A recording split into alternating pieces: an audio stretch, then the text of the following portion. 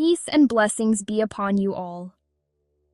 In our previous episode, we explored Ibn Arabi's most vast work, the Meccan Openings, and we saw how he placed the spiritual reality of the beloved Prophet, peace and blessings be upon him, at the very center of his vision of creation.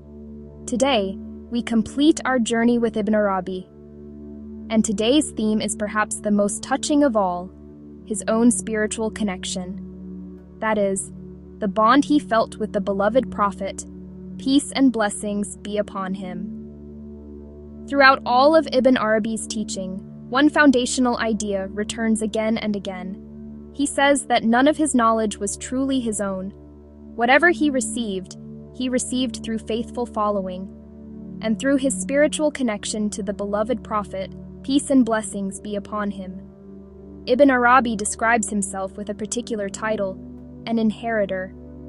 That is, one who has received knowledge and grace directly from a living spiritual lineage. For him, the only road to the Most High was this, that a person walk completely in the footsteps of the Prophet, peace and blessings be upon him. He says the more complete the following, the more complete the grace. So for Ibn Arabi, this reality was never merely a theory. It was the practical road of his entire life. Now we come to the event that is the most famous spiritual experience of his whole life. And the remarkable thing is that Ibn Arabi described it himself at the very beginning of his book, The Bezels of Wisdom. Ibn Arabi tells us that in the final days of 1 month, in the year 627 Hijri, in the city of Damascus, he saw a true vision. In this vision, the beloved Prophet, peace and blessings be upon him, was present before him, and he was offering him something, a book. The Prophet, peace and blessings be upon him, gave him that book and told him to take it and bring it to people so that they might benefit from it. And Ibn Arabi says that he did exactly as he was instructed, adding nothing of his own and taking nothing away. He simply presented what he had been given. Pause for a moment and consider what Ibn Arabi is saying here. He is not attributing his deepest, most famous book to himself. He is attributing it to that inspiration, as if to say, this knowledge is not mine. It is a grace, and I am only a trustee. This is the key to understanding Ibn Arabi's entire temperament. He never claimed to have invented some new philosophy from his own intellect. His claim was always that he received grace from the lineage of the Prophet, peace and blessings be upon him, and was simply describing it.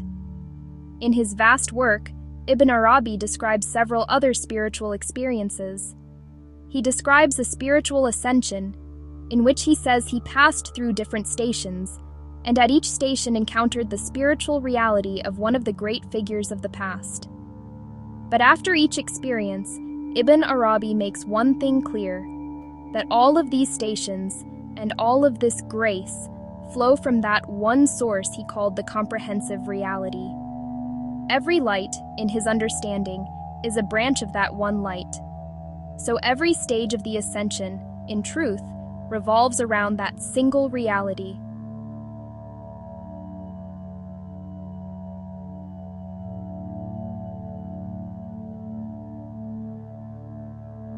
In this way, Ibn Arabi gave the tradition begun by those before him, the early figures we studied at the start of this series, a systematic and far-reaching foundation. In our next episode, we will turn to Ibn Arabi's foremost commentator, a great thinker who opened and explained his ideas and shed new light on this tradition in his own celebrated work on the perfect human. His name was Abd al-Karim al-Jili. So please subscribe and stay with us through this series. May the Most High grant us true recognition and understanding. Allah Hafiz.